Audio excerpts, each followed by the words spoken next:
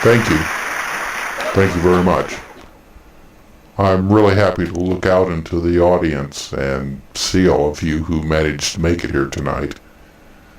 Seeing you gives me hope for our nation because I know that there are a lot of you who do care about what's going on and who care about our freedoms that are being stripped away all in the name of national security.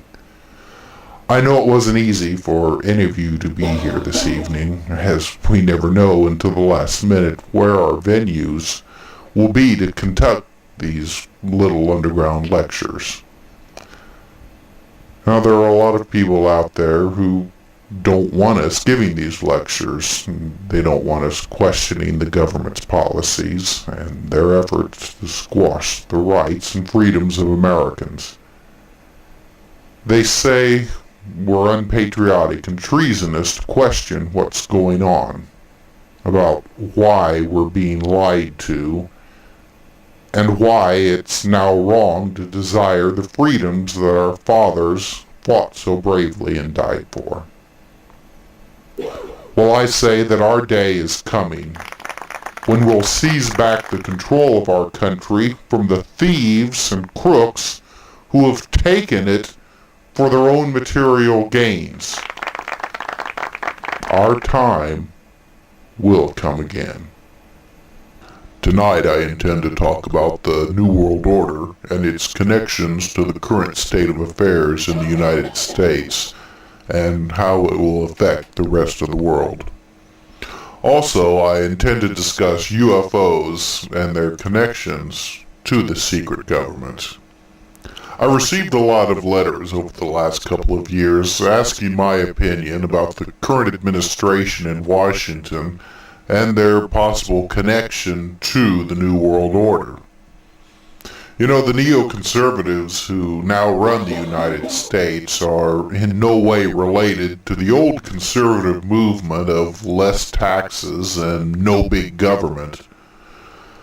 The neoconservatives and their partners, the religious right, have been completely taken over by the New World Order.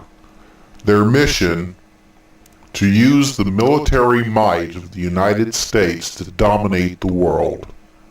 This in turn will break the U.S. economy as more and more money is spent on military expansionism. Now, the citizens of the United States will be forced to live in constant fear as government operatives, disguised as foreign terrorists, conduct terrorist operations throughout the country. The conservative administration will declare martial law and abolish all political parties, except for the conservatives. It's happening right now. Just listen to talk radio or read some of the books being released by the conservative mouthpieces. Most glorify the ultra-right movement and denounce the Democrats as treasonous. One author even writes that the Democrats should be taken out and shot. The neoconservatives are telling us exactly what they intend to do to our country and our freedoms. They want to make it so that there is only one legal political party, theirs. The rest, the Democrats, Libertarians, the Greens, any others, will be illegal and treasonous. Well, so much for democracy. Religion as we know it in the United States will also be under attack. The neoconservatives and the religious right want to establish a government-approved religion that all citizens will be forced to belong. All the churches, Catholic, Methodist, Jewish, Muslim, will be declared illegal and treasonous. Religion is the opiate of the masses. Now, I want to make it perfectly clear that at this point, it doesn't matter who is in the White House, Democrat or Republican. They're all under control of the secret government. The current president is a perfect example of a puppet leader. He's controlled from behind the scenes. Bush was deliberately picked to be president because he is slow and easily manipulated. He even thinks that he's making all the decisions. But in reality, he's a puppet on strings. Someone else does his thinking for him. If Bush should ever start to try to think for himself, well, that's what happened to Clinton when he tried to break free of his strings. The secret government knows how to take care of uppity political leaders. Everyone has their weaknesses that can be exploited. With Clinton, it was chubby interns. With Bush, it could be alcohol or cocaine, or both. However, Bush was specifically chosen because of his lack of intelligence and initiative. He's the perfect New World Order leader. They say jump, and Bush asks how high.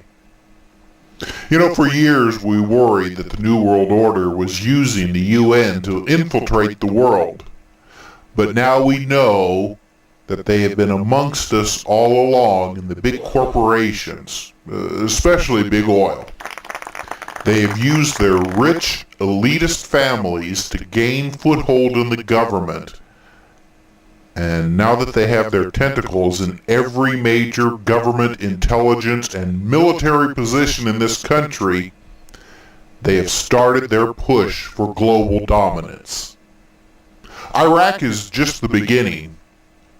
If you think the economy is bad now, just wait. Soon, all available money will be going to feed the monster that will become the global military police force. If you thought the Great Depression of the 1930s was bad, well, you ain't seen nothing yet. We are seeing the beginning right now. Are you better off now than you were during the last administration? Where did all the jobs go? Where did our balanced budget go?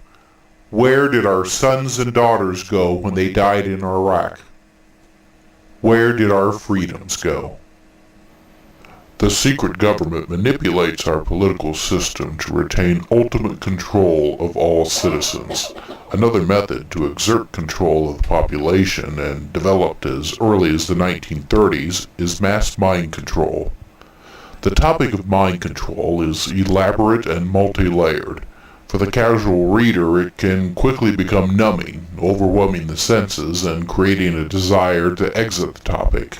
But avoiding this subject is the most foolish thing you could possibly do, since your only chance of surviving this hideous and insidious enslavement agenda, which today threatens virtually all of humanity, is to understand how it functions and to take steps to reduce your chances of being influenced. The plan to create a mind-controlled workers' society has been in place for a long time. The current technology grew out of experiments that the Nazis started before World War II and intensified during the time of the Nazi occupation camps, when an unlimited supply of children and adults were available for experimentation. We've heard about the inhumane medical experiments performed on camp prisoners, but no word ever mentioned by the media or the TV documentaries of the mind control experiments. That was not to be divulged to the American public. John G. Masuda, father of the Information Society, stated his concern in 1980 that our liberty is threatened Orwellian style by cybernetic technology, totally unknown to most people. This technology links the brain of people via implanted microchips to satellites controlled by ground-based supercomputers. The first brain implants were surgically inserted in 1974 in the state of Ohio, and also in Stockholm, Sweden. Brain electrodes were inserted into the skulls of babies in 1946 without the knowledge of their parents.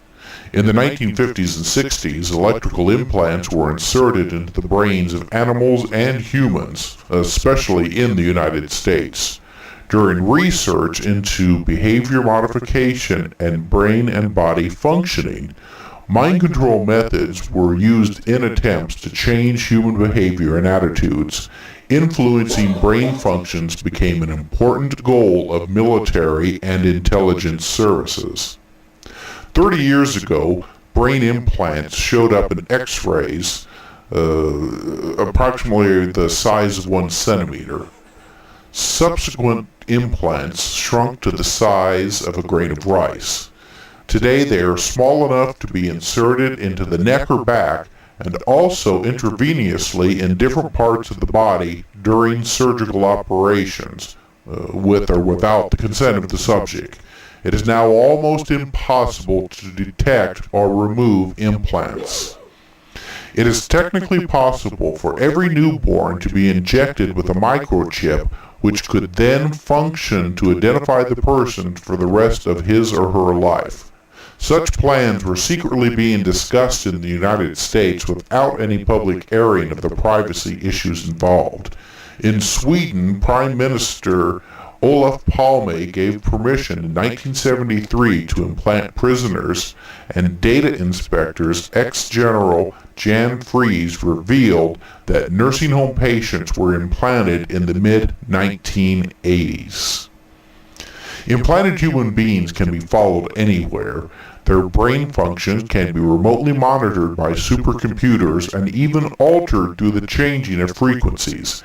Guinea pigs in secret experiments have included prisoners, soldiers, mental patients, handicapped children, deaf and blind people, homosexual, single women, the elderly, school children, and any group of people considered marginal by the elite experimenters.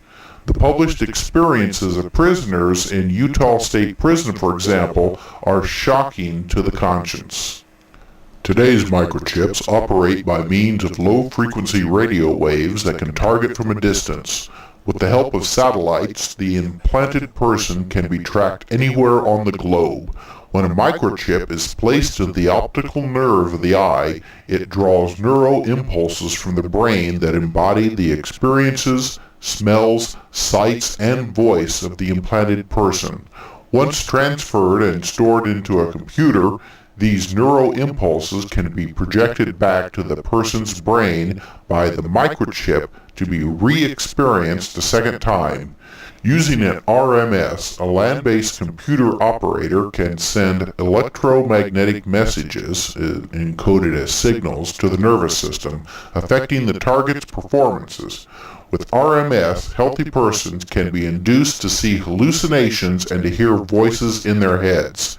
Every thought, reaction, hearing, and visual observation causes a certain neurological potential, spikes and patterns in the brain and its electromagnetic fields, which can now be decoded into thoughts, pictures, and voices. Electromagnetic stimulation can therefore change a person's brainwave and affect muscular activity, causing painful muscular cramps experienced as torture. The NSA's electronic surveillance system can simultaneously follow and handle millions of people. Each of us has a unique bioelectrical resonance frequency in the brain, just as we have unique fingerprints. With electromagnetic frequency, brain stimulation, fully coded, pulsating electromagnetic signals can be sent to the brain, causing the desired voice and visual effects to be experienced by the target. This is a form of electronic warfare. United States astronauts were implanted before they were sent into space so their thoughts could be followed and all of their emotions could be registered 24 hours a day. The Washington Post reported in May 1995 that Prince William of Great Britain was implanted at the age of 12. Thus, if he was ever kidnapped, a radio wave with a specific frequency could be targeted to his microchip. The chip's signal could then be routed through a satellite to the computer screen of police headquarters, where the prince's movements could be followed. He could actually be located anywhere on the globe. The mass media has not reported that an implanted person's privacy vanishes for the rest of his or her life. He or she can be manipulated in many ways using different frequencies. The secret controller of this experiment can even change a person's emotional life. He can be made aggressive or lethargic. Sexuality can be artificially influenced. Thought signals and subconscious thinking can be read, dreams affected, and even induced, all without the knowledge or consent of the implanted person. A perfect cyber soldier can thus be created. This secret technology has been used by military forces in certain NATO countries since the 1980s without civilian and academic populations having heard anything about it. Thus, little information about such invasive mind control systems is available in professional and academic journals. The NSA's Signals Intelligence Group can remotely monitor information from human brains by decoding the evoked potentials emitted by the brain. Prisoner experimentees in both Gothenburg, Sweden, and Vienna, Austria, have been found to have evident brain lesions. Diminished blood circulation and lack of oxygen in the right temporal frontal lobes result when brain implants were usually operative. A Finnish experimentee experienced brain deterioration and intermittent attacks of unconsciousness due to a lack of oxygen.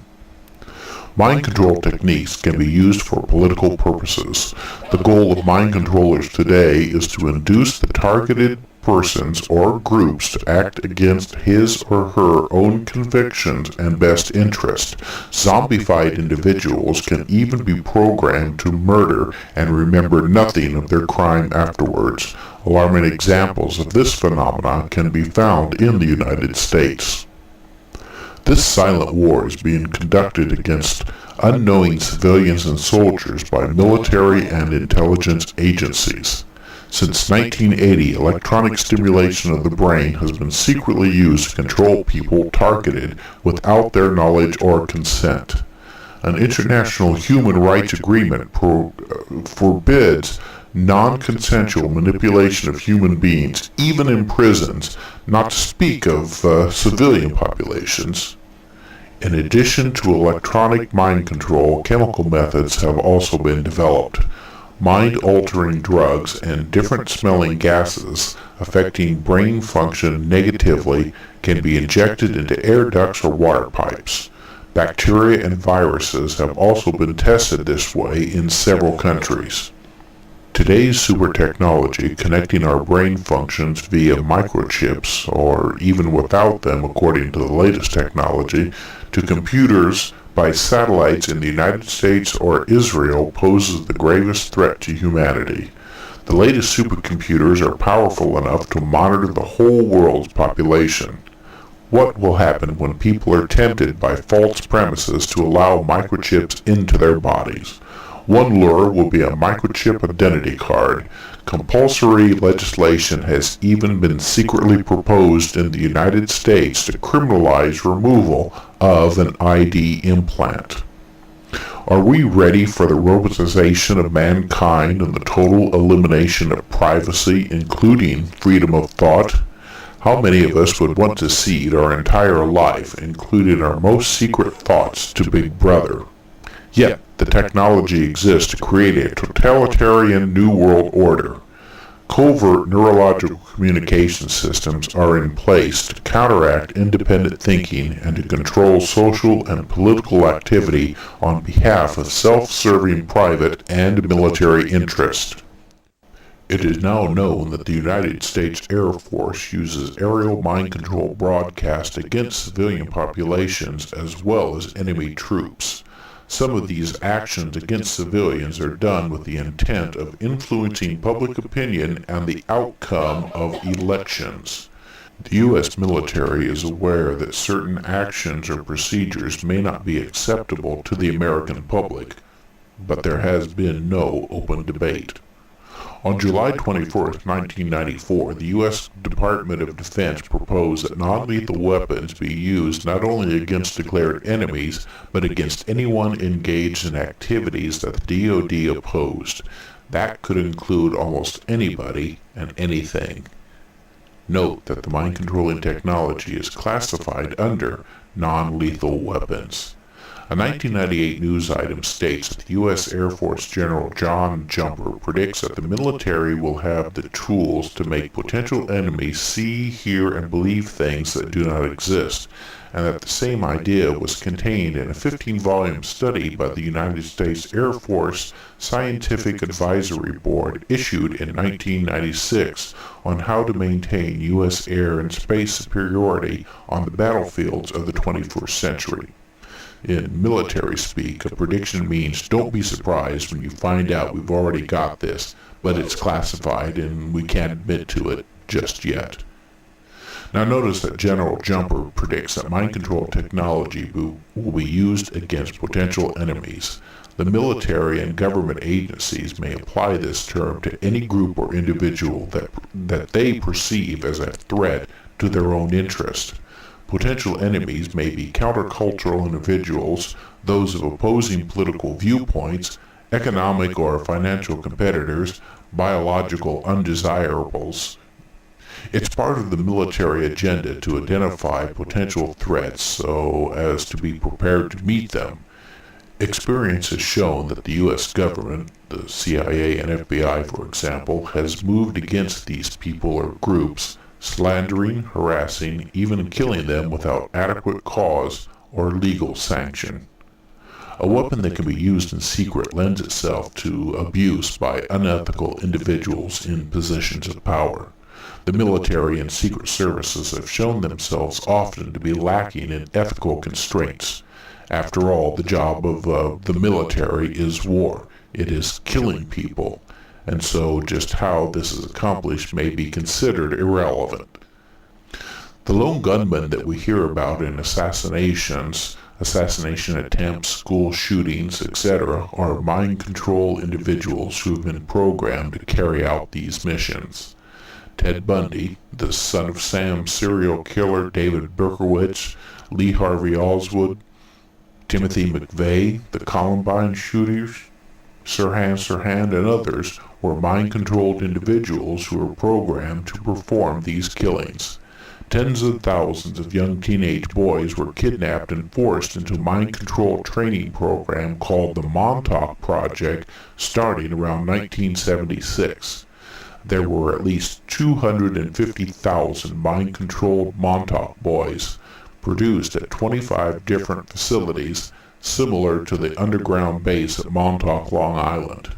Many of these boys were to become sleepers, programmed to go into action at a later date when properly triggered to engage in some sort of destructive or disruptive conduct.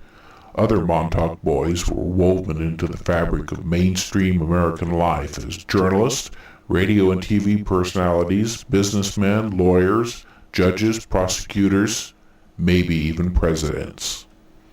The day is now approaching in which government mind control technologies will be directed at you, your neighbors, and your loved ones. Every single day, equipment is being erected and installed in this country with the hidden purpose of exerting mind control over the entire population. These mind control technologies have been in place for a long time. It's not an accident that the frequency band chosen for cell phone use just happens to match the second-order waves that Dr. Wilhelm Reich discovered in the late 1940s to affect thought transmission and allow the mind to be manipulated without the victim realizing it. The United States is not alone in the research and development of mind control technology. It's well known that the former Soviet Union had developed and implemented mind control devices that were equal and even more advanced than that developed by the United States. As early as 1975, the Soviet Union was beaming radio frequency signals towards North America. Ham operators were picking up the 10 Hz frequency, which they called woodpecker signals because of the tapping they heard from extremely low frequency waves. It was speculated that this ELF frequency could resonate the neurons in the human brain over great distances, resulting in mood changes in a large part of the population. In response to the Soviets' ELF experiments, the United States developed its own high-frequency, active auroral research program, known as HAARP. Located in Alaska, HAARP is a high-powered radio transmission research facility jointly operated by the U.S. Navy, Air Force, and several universities. This facility is able to send very low frequency and extra low frequency waves at energy levels sufficient to affect entire regional populations. What other objective can there be but to control people with this device? What is even more ominous is that after reviewing HAARP documents and Air Force materials, the possibility is there for the HAARP transmitting system to be used inadvertently or intentionally to alter mental functions. A radio transmitter carrying a pulsed wave of 6 to 12 pulses per second, acting in resonance with the radio waves which serve as a carrier, could, if modulated in just the right way, disrupt minds and cause serious negative health effects on humans and animals. This technology is well within the capability of HAARP, and there is no doubt what they intend to use it for. Perhaps the most ominous aspect of the HAARP technology is the connecting of the military non-lethal research with civilian law enforcement agencies. This means that law enforcement can use this technology against the government's domestic adversaries. Now bear in mind that these weapons are invisible when used to alter thinking and behavior. Will HAARP and other mind control devices be used as the opening salvo to usher in the New World Order? Or are we already suffering attacks from this hell-spawn technology? The New World Order is accelerating their mind control operations to further their goal of creating a theocracy in the United States. This may seem odd at first, considering that the New World Order is atheistic by nature. However, the ruling elites are no fools. They know that one of the best ways to rule the masses is through restrictive religious laws. They also know that most political and religious leaders have no human morals. They crave power and material riches, and would do almost anything to achieve these goals, including sleeping with the devil. There are many people in the United States who would gladly torture and kill their neighbors and family if the government, using the veneer of God and religion, told them to do so. It's no mystery why the United States is undergoing a fundamentalist religious movement right now. It is being formulated and nurtured by the New World Order. Now don't mistake the current religious movement with the church that most of us grew up with. The new religious movement has nothing to do with Christianity as we know it. Instead, the new religious movement is all about political power and the ultimate control of the population. Right now, there is a movement in Washington to push a law through Congress that would acknowledge God as the sovereign source of law, liberty, and government in the United States. What's more, it would forbid all legal challenges to government officials who use the power of the state to enforce their own view of God's sovereign authority. Any judge who dared even hear such a challenge could be removed from office. The Constitution Restoration Act of 2004 is no joke. It was introduced recently by some of the Bush regime's most powerful congressional parasites. If enacted, it will effectively transform the American Republic into a theocracy, where the arbitrary dictates of a higher power, as interpreted by a judge, policeman, bureaucrat, or president, can override the rule of law. The act, drafted by television evangelist and New World Order spokesperson Pat Robinson, is the fruit of decades of work by a group of extremists known broadly as dominionists. Their openly expressed aim is to establish biblical rule over every aspect of society, placing the state, the school, the arts and sciences, law, economics, and every other sphere under Christ the King. Or, as Attorney General John Ashcroft has often proclaimed, America has no king but Jesus. This, of course, is a joke, as the puppet masters behind Ashcroft don't believe in Jesus or Christianity. But Ashcroft doesn't know this or care. He is only interested in more money and power. According to dominionist literature, biblical rule means execution, preferably by stoning, of homosexuals and other sinners. Massive tax cuts for the rich, because wealth is a mark of God's favor, and elimination of government programs to alleviate poverty and sickness, this because God hates the poor, weak, and sick, and enslavement for debtors. No legal challenges to God's orders will be allowed, and because this order is divinely ordained, the elect can use any means necessary to establish it, including deception, subversion, even violence. As Pat Robinson himself tells the faithful, zealous men force their way in. Again, this is no tiny band of crackpots. The dominionists are bankrolled and directed by deep-pocketed, well-connected business moguls and political operatives who have engineered a takeover of the Republican Party and are now at the heart of the U.S. government. They've made common cause with the American Empire faction, Cheney, Rumsfeld, and the neoconservatives who seek full-spectrum dominance over the globe. The dominionists provide money and domestic political muscle for the dominators' imperial ambitions. In return, the dominators provide a practical vehicle, overwhelming military might and state power for making the dominionist dreams a reality. The dominionists also have strong backing on the Supreme Court. Justice Scalia, author of the unconstitutional ruling that gave Bush the presidency, declared in the theological journal First Things that the state derives its moral authority from God, not the consent of the governed. Scalia also wrote against the tendency of democracy to obscure the divine authority behind government. Meanwhile, the tools of dominion keep expanding.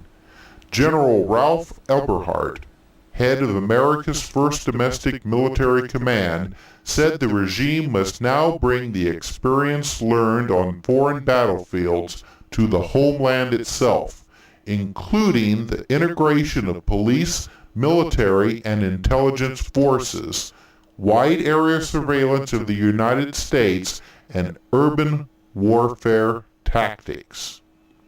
Put this juggernaut at the service of the democracy-hating extremists with no legal restraints on their enforcement of God's sovereign authority, plus a proven track record of subverting the law to gain political power, and what would you have? A mullah state? The Taliban in the United States? A military theocracy? The country under the control of the New World Order. The major reason that the New World Order has rapidly increased its efforts to control mankind is because of the unexpected arrival of UFOs. Now, unidentified flying objects are really nothing new.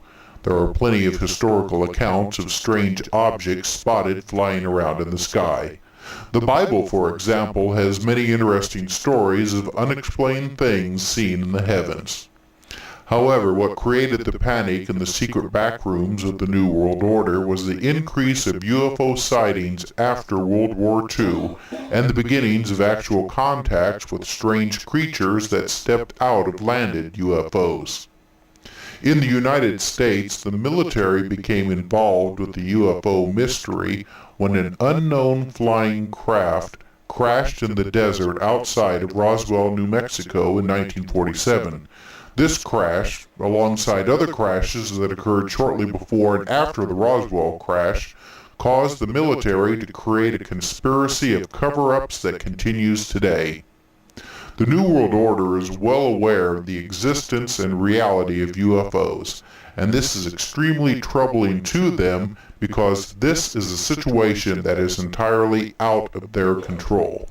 Because of this, the New World Order has created the massive disinformation campaign surrounding the UFO mystery. The actual truth about UFOs has been so covered up and obscured by the New World Order that it is almost impossible today to know what is really going on. Not even the president knows the long history of cover-ups and secrets that surround UFOs. But the truth of the matter is that there has been contacts with creatures claiming to be from other planets. Secret government and military agencies have dealt with these creatures since the late 1940s. Alien technology has been exchanged for human lives and guarantees of secret bases for the UFO creatures. Humans have been taken on board the UFOs, and some have even been taken away to other planets, or so the UFO pilots claim. The shocking fact is that none of the people taken away to other worlds have ever returned to verify the UFO creatures' claims. In fact, much of the information that has been given to us by the alleged aliens either cannot be verified or has turned out to be downright lies. Even though much of what we know surrounding the UFO conspiracy deals with the United States' involvement since the late 1940s, there is very good evidence that shows Nazi Germany may have been the first country to actually get their hands on a UFO or even establish limited communication with the UFO pilots. First-hand accounts from German war survivors suggest that Nazi occult secret societies in which Hitler and most of his top inner circle were involved, using the process known today as channeling, successfully called up entities who claimed to be extraterrestrials. This claim was further bolstered when the channeled entities revealed the location of a crashed spacecraft in rural Poland. When the Nazis captured this craft, they were faced with a technology completely beyond their understanding. However, the Germans, with help provided by the channeled entities, were able to grasp simple concepts of the unknown technology. This primitive understanding led to the world's first ballistic missiles, jet planes, and even the first man-made flying saucer. So, not only was Nazi Germany actively developing technology that was inspired through channeled communication, but it also learned of remote locations around the planet where it could retrieve alleged alien artifacts. The Nazis sponsored numerous expeditions to remote locations, the results of which were largely unknown to Western intelligence services. A number of U.S. intelligence sources testified that Nazi Germany had indeed developed technology that resembled modern-day UFOs.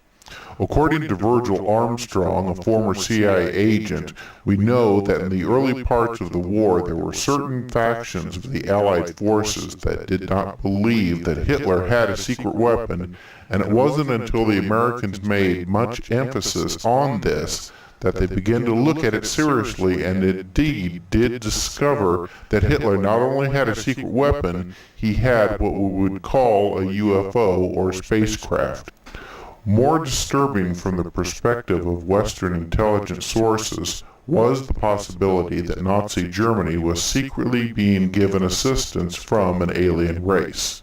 That Nazi Germany received assistance from extraterrestrials was suggested by the father of modern rocketry, Hermann Oberth, who confirmed a Nazi alien connection when he stated, "We cannot take credit for our record advancement in certain scientific fields alone.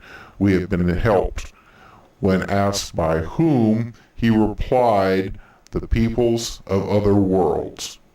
The likelihood that Nazi Germany had come into possession of a crashed alien craft may have been evidence of some form of assistance given to Nazi Germany by one or more alien races. At the end of the war, the superiority of Nazi Germany's technology was starkly revealed by correspondence between Major General Hugh Kinnear, Deputy Commanding General for Administration of U.S. Strategic Forces in Europe, and Lieutenant General Karl Spaatz in March 1945. Kinnear wrote, "Occupation of German scientific and industrial establishments has revealed the fact that we have been alarmingly backward in many fields of research. If we do not take this opportunity to seize apparatus and the brains that developed it, and put this combination back to work promptly, we will remain several years behind while we attempt to cover a field already exploited." This suggests that the years Nazi Germany had in developing alien-inspired technologies, while the Allied powers were skeptical of the communication techniques used by the Nazi sponsorship of occult societies, were crucial. After it became known that Nazi Germany's offensive weapons capabilities were derived from its communications with alien races and likely recovery of alien technology, Britain, the United States, and even the Soviet Union were already far behind the technological discoveries made by the Nazis. The official defeat of Nazi Germany and Imperial Japan in 1945 was in fact a tactical victory that masked a major strategic defeat for the victorious Allies that was kept from the general public. A significant proportion of Nazi Germany's political elite and their most advanced alien technology and fully operational saucer ships had escaped from Allied occupational forces. What remained of Nazi Germany's advanced weapon programs was disturbing in terms of the overall technological advances achieved by the Nazis in many fields of weapons production. The fact that the Nazis had removed most of their advanced secrets, technology, and personnel during the run-up to the final defeat of Germany would have been a huge shock to Allied leaders once it became clear what had occurred. Rather than the final months of the Second World War being a last desperate gamble by a megalomaniac Nazi leadership that could not accept inevitable defeat, it was in fact a holding action for a methodically well-planned extraction of the Nazis' most valuable resources and personnel to well-prepared remote locations in the Antarctic and South America. This allowed the Nazis to continue their unique social system and plan to eventually play an important, if not dominant, role in global affairs. The Nazis had sufficient time and resources to prepare for such an exodus given their extensive business links, front companies, and connections with South American governments and companies.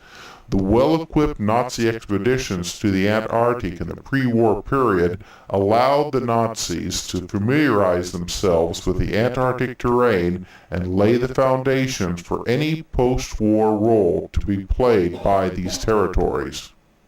During the war itself, extensive submarine activity in the region of Antarctica suggested that the Nazis could have been building bases.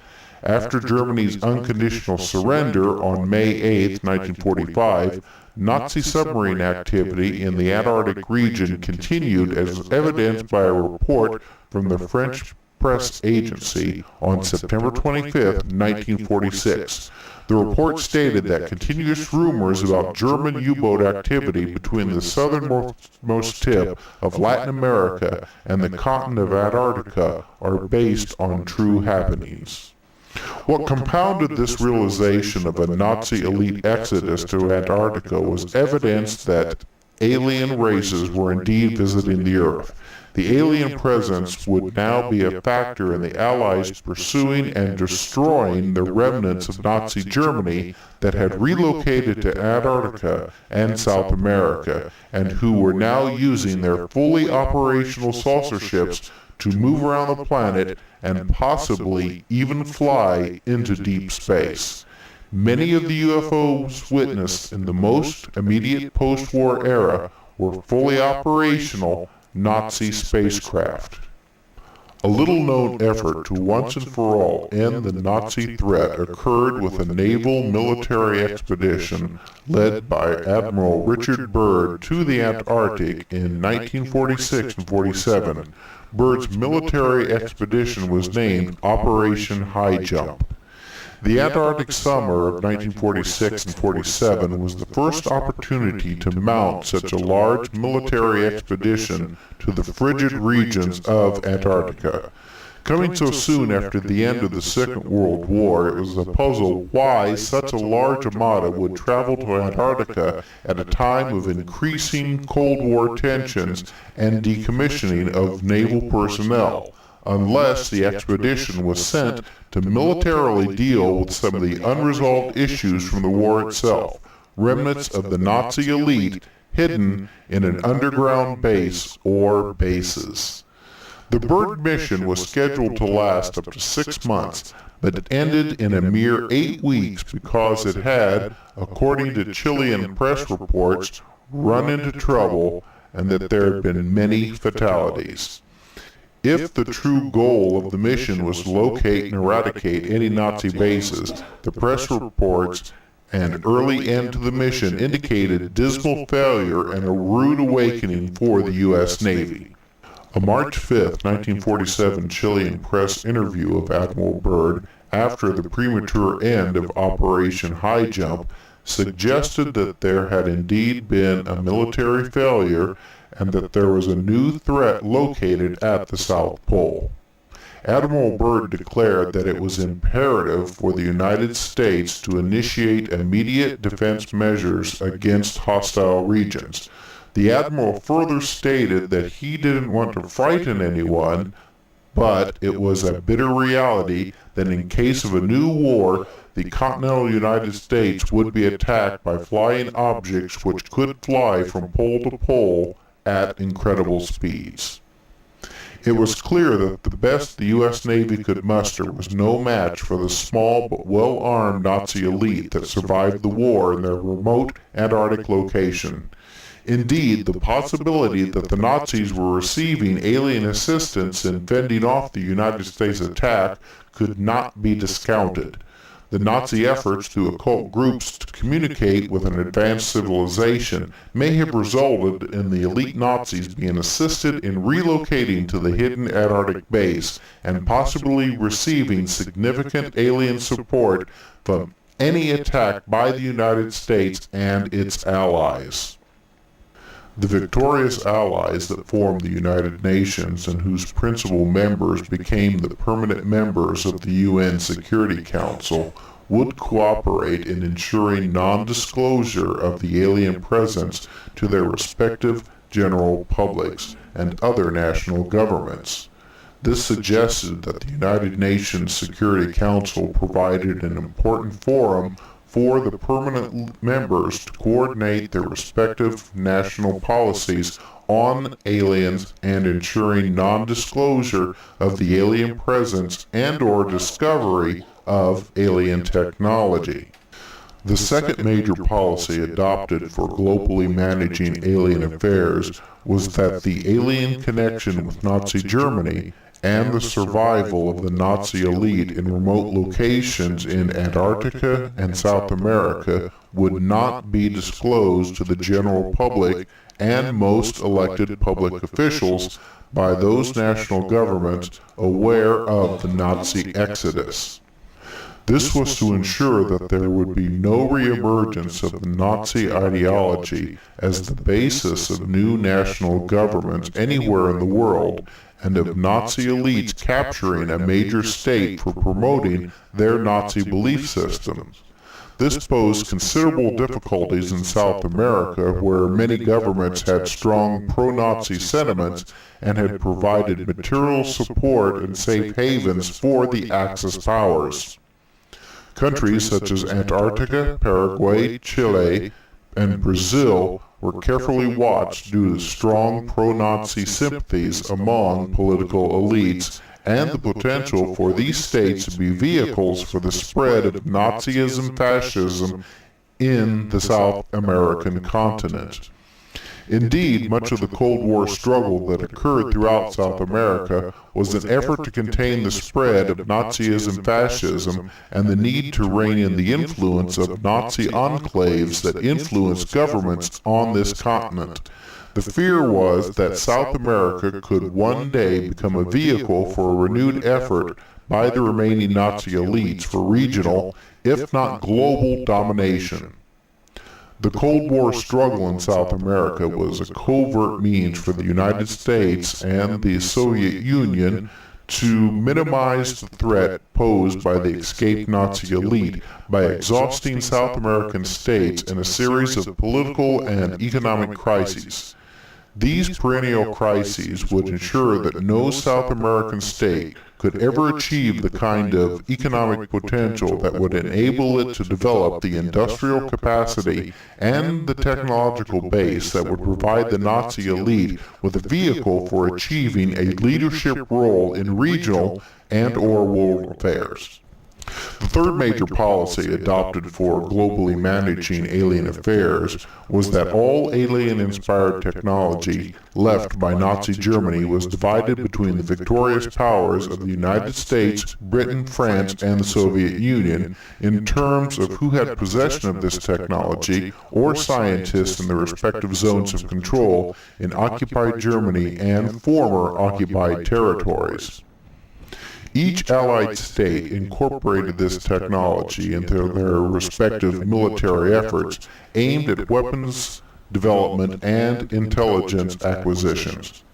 Each of the major Allied states had its own version of Operation Paperclip, where the United States sponsored the removal of Nazi scientists to the U.S., even in cases where they had strong pro-Nazi records, thereby violating U.S. immigration laws.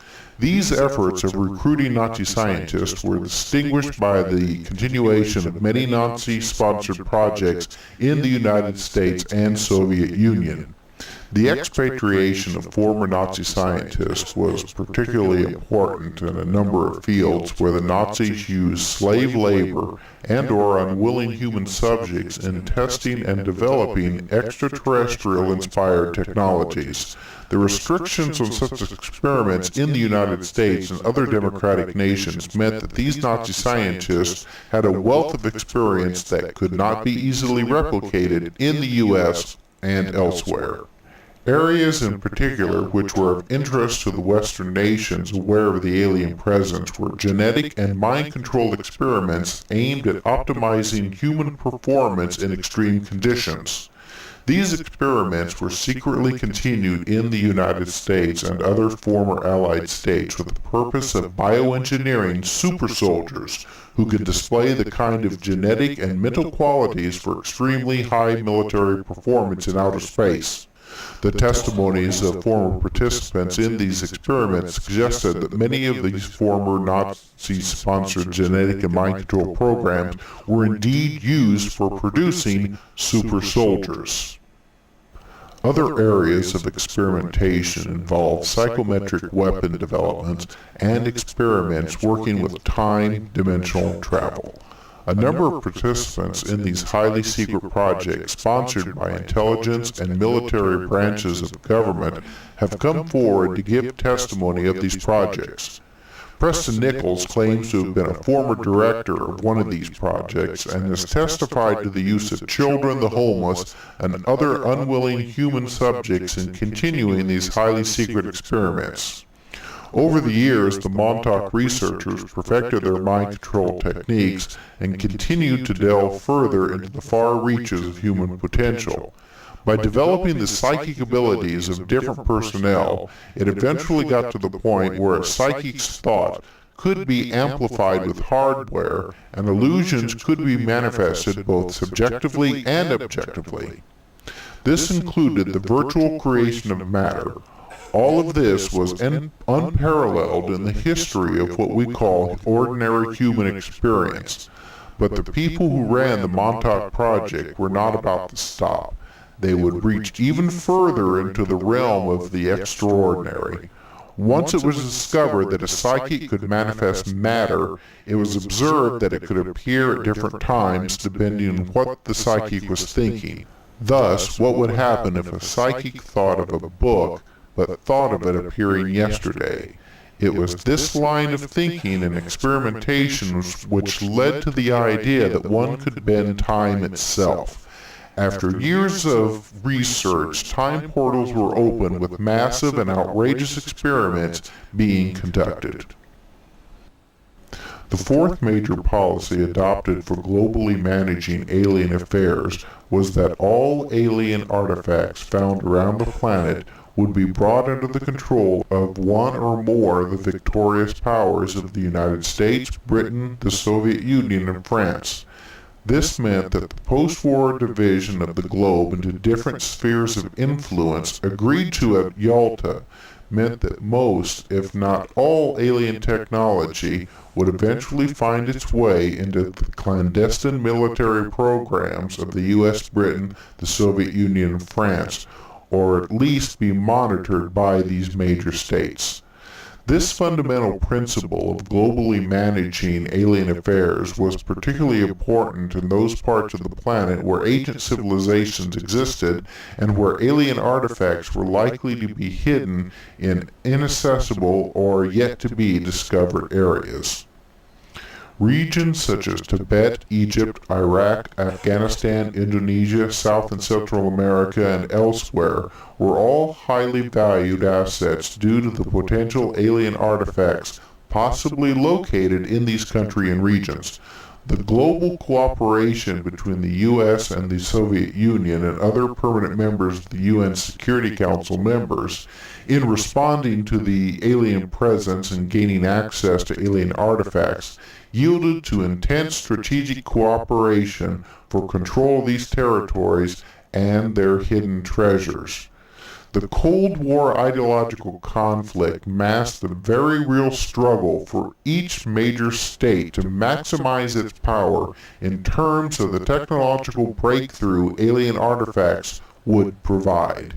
There is evidence that the invasion and takeover of Iraq is but the latest example of a regional military conflict whose ultimate prize is alien artifacts that would impact on the technological programs of the major states managing alien affairs.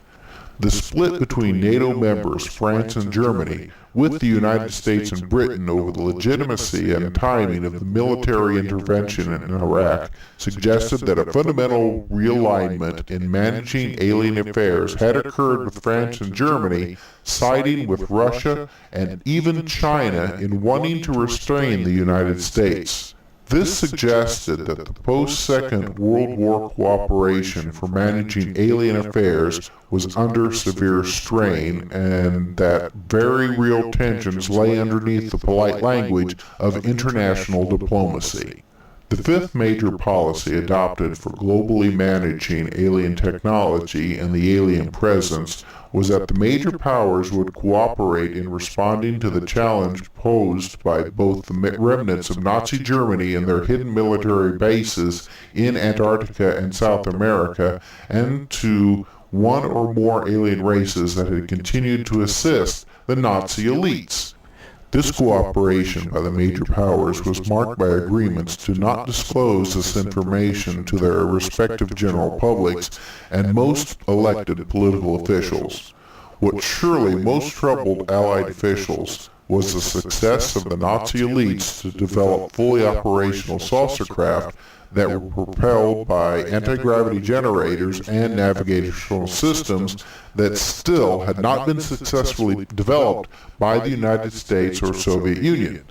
This Nazi success occurred well before the Allied states were able to develop their own fleets of saucer ships. According to Colonel Steve Wilson, the first successful U.S. anti-gravity flight took place on July 18, 1971 at S4 Dreamland, also known as Area 51, wherein light-bending capabilities were also demonstrated to obtain total invisibilities. A number of military whistleblowers suggest that the United States currently has a fleet of alien reverse-engineered ships with anti-gravity propulsion system, and that manned flights to the moon and even Mars are regular occurrences by the clandestine organizations developing and using such technologies. The chief legacy of the Nazi-alien connection is that Nazi enclaves continue to influence a key region of the planet, namely South America, leading to numerous political and economic crises in that continent, which continues to seriously impact on the lives of South American citizens. Furthermore, there are claims by a number of researchers that Nazism continues to covertly influence government policy at the highest level in countries such as the United States, Russia, and to a lesser extent, Britain and France, through the Nazi scientists and intelligence officials brought into those countries after the Second World War. These former Nazi scientists and officials assume prominent leadership positions in the clandestine programs to develop alien-inspired technologies, and thus become Trojan horses for Nazi principles and beliefs, both in government and corporations that fulfill numerous contracts that service the military and intelligent communities in the United States. This is especially the case in projects that involve mind control and genetic experiments that utilize alien-inspired technologies for a variety of purposes. There is evidence that Nazi infiltration through the Trojan horse of former Nazi scientists into the military-industrial complexes that oversee alien affairs is so significant as to constitute a direct threat to democracy and liberty in the United States and other major powers. There is a need for full disclosure of alien affairs in general in order to make it possible for humanity to make the transition to the reality of extraterrestrial life and the political issues that arise with dealing with alien affairs. There are not only ethical and political principles that motivate full disclosure, but there are also significant national security principles at stake. The very survival of the United States as the bastion of liberty and democracy are at stake if clandestine projects dealing with alien affairs and the continued Nazi influence are not placed under the oversight of the appropriate congressional and executive committees that are open to the public and in their operations and reports. At a global level, there is a similar threat that key institutions that manage alien affairs have become infiltrated by Nazi elites and/or Nazi principles.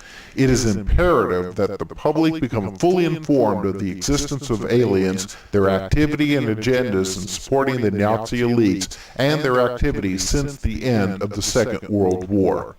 Because of the Nazi-alien connection, the New World Order, who had originally funded the development of Nazi Germany, had to make necessary changes in their agenda of controlling the planet. The unexpected arrival of the alleged aliens and the New World Order's inability to control them forced the secret controllers to forge new plans and alliances. What has been beneficial to the New World Order is the alleged aliens' secretive, if not downright deceptive nature. The aliens appear to enjoy playing games and making promises that are often broken. As well, they make predictions of the future that come true and then encourage their human contacts to publicly reveal additional predictions that are often apocalyptic in nature. When these predictions don't come true, the credibility of the UFO contacts are ruined forever. The New World Order has used this evasive nature of the UFO beings to work in their favor. While the secret alliances have worked for decades to keep UFOs secret, the New World Order has done everything possible to spread the news that UFOs are alien spacecraft. Of course, the New World Order also spreads an abundance of disinformation about UFOs and aliens. This effort has created a schizophrenic impression with the public. One side believes that all UFOs and the creatures that pilot them are extraterrestrial, while the other side thinks that UFOs are simply the work of overproductive imagination. This creates confusion and uncertainty. So while the New World Order may not be able to control UFOs and the creatures who fly them, they can still control the public's perception of them. The frightening truth is that no one really knows the true natures of UFOs and the beings who pilot them. They could be extraterrestrials, but there is also good evidence that they could be time travelers or from other dimensions, or even from civilizations located in secret caverns underneath our feet. Some people even think that UFOs could be satanic and flown by creatures known by our ancestors as demons. Whatever the real truth is, the UFO creatures aren't telling us. They control the situation entirely. That is what the world's governments are afraid the public will find out. Not that UFOs are real. They know the UFOs are real. What they don't know is who the UFO pilots are, where they come from, or what they really want. We are helpless to prevent them from flying in our skies or even controlling us completely. They have the upper hand, and there is nothing we can do about it. One of the more intriguing aspects of the UFO conspiracy is the continuing rumors of secret underground bases in the United States and other countries. Many of these secret bases are alleged to be cooperatives with the U.S. military and various extraterrestrial races. These stories are nothing new. I heard these rumors circulating in the halls of the Pentagon years before they became public to UFO researchers. There is no doubt that there are secret underground military bases in such locations as Area 51 in Nevada and Pine Gap in Australia. However, it's still open to debate whether or not some of these bases also house UFOs and the alleged aliens who pilot them. I will tell you that the secret NSA remote viewing project that I participated in during my days at Fort Meade, Maryland, did unintentionally view several top secret underground facilities located in the western parts of the United States. We were not allowed to compare notes or even openly discuss our individual responses to target areas. But we did talk to each other after hours, and all of us had the same impressions that some of these bases were involved in contacts with creatures that were not human as we define the terms. Suffice to say that there are secret underground bases out there that contain more than just the normal earthly military hardware. Dulce is a small, quiet town in northern New Mexico. There's nothing about Dulce to distinguish it from the thousands of other towns just like it all across the country. But, according to some, Dulce harbors a deep, dark secret. The secret is harbored deep below ground where allegedly there is an underground base said to be a joint government alien biogenetic laboratory designed to carry out bizarre experiments on animals and even humans. Some of what we know about the Dulce facility comes from a former security guard named Thomas Costello. In late 1979, Thomas could no longer cope with the awesome reality he had to confront. As a high-level security officer at the top-secret base, he had seen things that left him deeply disturbed. After careful consideration, he decided to desert the facility and take a few items with him as proof of his fantastic story. Using a small camera, he took over 30 photos of areas within the multi-level complex. He collected documents and removed a security videotape from the control center which showed various camera views of the hallways, labs, U.S. government personnel, and even what he said were aliens. Then, by shutting off the alarm and camera system in one of the over 100 exits to the surface, he left the facility with his shocking evidence. The originals were hidden after 5 sets of copies were made and distributed. Thomas was ready to go into hiding, but when he went to pick up his wife and young son, he found a van and government agents waiting. His wife and child had been kidnapped. He had been betrayed by a fellow worker. The agents wanted what Thomas had taken from the facility in order to get his wife and son back. However, it became apparent to him that his family was going to be used in biological experiments and were not going to be returned unharmed. At that point, he decided to disappear. Thomas alleges that there are over 18,000 short grays at the Dulce facility and that he saw creatures that he called reptilian humanoids. The multi-level facility at Dulce is reported to have a central hub which is controlled by base security. The security level goes up as one descends to lower levels. Thomas had an Ultra 7 clearance. He knew of 7 sublevels, but there may have been more. Most of the aliens supposedly were on levels 5, 6, and 7, with alien housing on level 5. The only sign in English was over the tube shuttle station hallway, which read, "To Los Alamos." Connections go from Dulce to the Page, Arizona facility, then onto an underground base below Area 51. Tube shuttles go to and from Dulce to facilities all over the western United States. There appears to be a vast network of tube shuttles connections under the United States which extends into a global system of tunnels and sub-cities. At the Dulce base, most signs on doors and hallways are in the alien symbol language and a universal symbol system understood by humans and aliens. Thomas stated that after the second level, everyone is weighed in the nude, then given a uniform. The weight of the person is put on a computer ID card each day. A change in weight of over 3 pounds requires a physical exam and x-ray. All elevators are controlled magnetically. There are no elevator cables. The magnetic system is inside the walls of the elevator shaft. There are no normal electrical controls. Everything is controlled by advanced magnetics, including lighting. Level 1 contains the garage for street maintenance. Level 2 contains the garage for trains, shuttles, tunnel boring machines, and disc maintenance. The studies on Level 4 include human aura research, as well as all aspects of telepathy, hypnosis, and dreams. Thomas says that they know how to separate the bioplasmic body from the physical body to place an alien entity life force matrix within a human body after removing the soul life force matrix of the human. Level 6 is privately called Nightmare Hall. It holds the genetic labs where experiments are done on fish, seals, birds, and mice that are vastly altered from their original form. There are multi-armed and multi-legged humans and several cages and vats of humanoid, bat-like creatures as tall as 7 feet. The aliens have taught the humans a lot about genetics, things both useful and dangerous. The gray and reptoid species are highly analytical and technologically oriented. They have had ancient conflicts with the Nordic humans and other space societies and may be staging here for a future conflict.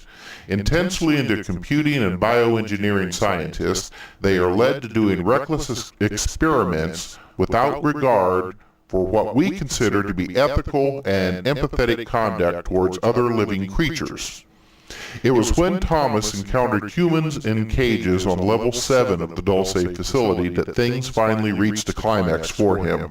Row after row of thousands of humans, human mixture remains, and embryos of humanoids were kept in cold storage. He says he frequently encountered humans in cages, usually dazed or drugged, but sometimes they cried and begged for help.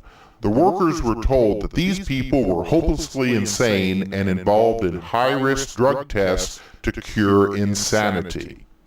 Yet more testimony to the reality of underground alien bases came from a man named Phil Schneider, an engineer who claimed to have discovered an alien base accidentally. Schneider is said to have committed suicide, but his ex-wife says that his death was suspicious and that he was found with a rubber catheter hose wrapped around his neck and tied in the back, evidence that she says points to murder. Schneider claimed that back in 1954, under the Eisenhower administration, the federal government decided to circumvent the Constitution of the United States and form a treaty with alien entities. It was called the 1954 Granada Treaty, which basically made the agreement that the aliens involved could take some cows now and then and also test their implanting techniques on a few select human beings. But they had to give details to the government about the people. In return, the United States would get alien technology that would help them defeat the Russians. However, after the bases were built and the aliens firmly established, the government realized that they had been fooled. There was no promised technology, and the aliens did what they wanted when they wanted. They were in total control. Schneider said that he was involved in building an addition to the deep underground military base at Dulce. The base goes down 7 levels and is over 2.5 miles deep. At that particular time, workers had drilled 4 holes in the desert and were going to link them together and blow out large sections at a time. Schneider's job was to go down the holes and check the rock samples and recommend the explosives to deal with the particular rock. As the crew was headed down, they found themselves amidst a large cavern that was full of creatures known as the Large Greys. Schneider says that they had surprised a whole underground base of existing aliens. Later, they found out that the creatures had been living on our planet for a long time, perhaps 1,000,000 years.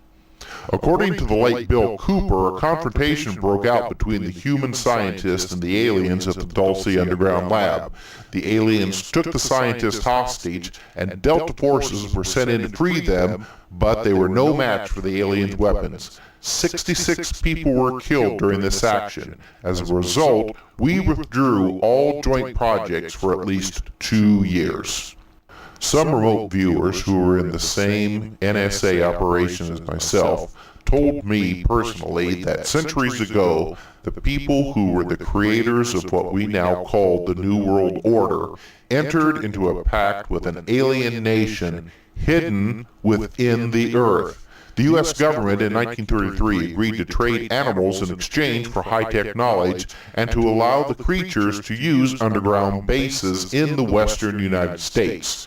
A special group was formed to deal with these alien beings. In the 1940s, these creatures began shifting their focus of operations from Central and South America to the United States. These creatures could be the same beings who were in contact and helping the German Nazis. Now they are slowly spreading like cancer to the United States. Skeptics have expressed doubts about the existence of secret underground bases. They always ask, where's all the dirt? Well, one method of tunneling that has been available to the military since the 1950s and is now just being considered for public use is nuclear tunnel boring. The method for tunneling involves melting rock using a machine in which the molten material can be disposed adjacent to the boring zone in cracks in the rock and as a glassy wall lining of the formed tunnel. The heat source can be electrical or nuclear, but for deep drilling, a nuclear reactor is preferred. This amazing boring device is capable of drilling at depths totally inaccessible with previous drilling techniques. The stories that surround the secret underground bases and tunnels all seem to be connected to a thread involving the same types of alleged UFO entities, namely the Greys and reptilians. These are beings that are fairly recent to the UFO scene, emerging as the dominant creatures associated with UFOs sometime in the early 1970s. Before that time, most reported UFO contacts involved human-looking aliens, often referred to as the Nordics because of their light-skinned, blue eyes and blonde hair.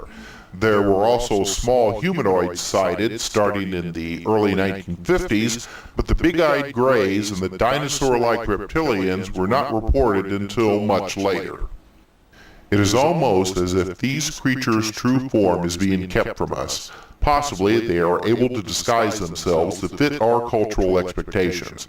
However, they always keep a humanoid appearance, 1 head, 2 arms, 2 legs. They look more like us than an actual alien probably would. Given how diverse life is here on Earth, it would be almost impossible for life on another planet to develop looking so much like us. Maybe they look so much like us because we are actually much closer to them than we know. So where do UFOs and their pilots actually come from? Do they come from outer space or from hidden places deep underground? Maybe the reptilians aren't from some distant planet. Maybe they are from Earth just like us. Maybe they are descendants of the ancient dinosaurs that lived millions of years ago. Maybe they didn't become extinct. Maybe, like us, they evolved into intelligent creatures who built their own civilization and science. Possibly some left to conquer outer space while others stayed behind to build their society deep underground. Maybe now they're returning to Earth, their home planet, to find it overrun with a bunch of talking monkeys. So now we find ourselves back to square one, asking the same questions but not getting the answers. Perhaps there are no real answers, only mysteries upon mysteries. This is probably why we are seeing a battle taking place within the groups that control what little actual information there is about UFOs. There is the Aquarius group, associated with the New World Order controlled MJ-12, and opposing them is a group known as COM-12. COM-12 is reportedly trying to sustain a rearguard action to keep and preserve constitutional government and is deliberately leaking information that MJ-12 is trying to hide. It is our duty to continue this mission and to bring the truth out into the light. But just how good is this information considering the deceptive nature of the UFO beings? They have lied to us about their origins, their technology, and why they are here. To still think that all UFOs and the creatures that control them are strictly from other planets is naive. Now, my best guess is that the UFO phenomena actually is a number of different phenomenons that bear superficial resemblance to each other. Yes, some UFOs are interplanetary spacecraft, but others could be interdimensional, spiritual, even time travelers from our own future. We can't leave out any scenario because they all can fit into the puzzle one way or another. In fact, many UFOs are man-made ships using advanced technology such as zero-point energy and anti-gravity, and this has been kept secret from the public. Now, this is not as wild a claim as it may seem. As far back as the early 1900s, the great genius Nikola Tesla, who gave us our modern electrical technologies, discovered how to tap into the abundant natural energies that permeate the universe.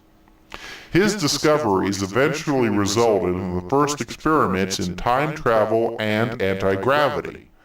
Of course, Tesla claimed that in 1899 he received radio signals from what he said could have been intelligent creatures not of this planet. So again, we have the possible alien connection, and the mystery continues.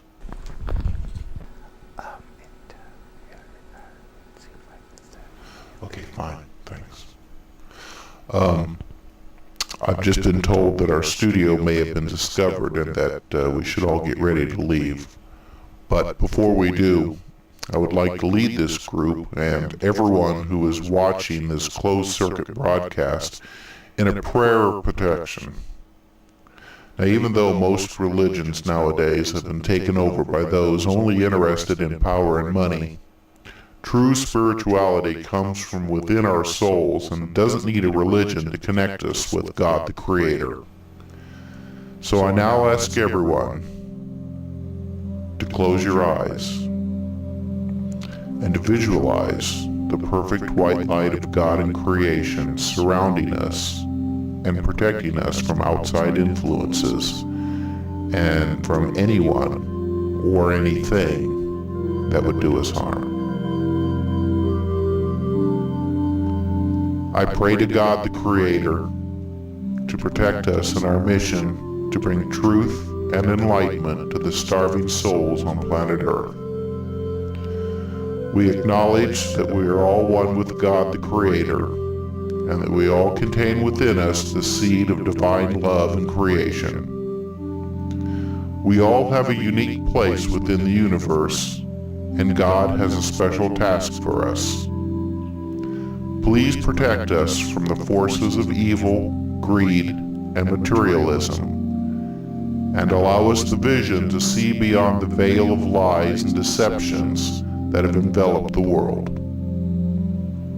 Only with your help, God, can we battle those who want ultimate control. And only with your help can mankind finally find its true place on this planet and in the rest of the universe. In the name of God the Creator, Amen.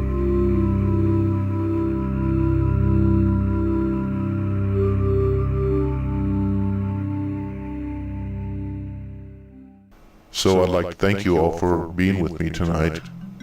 Those of you in the studio and those of you watching by our secure internet feed.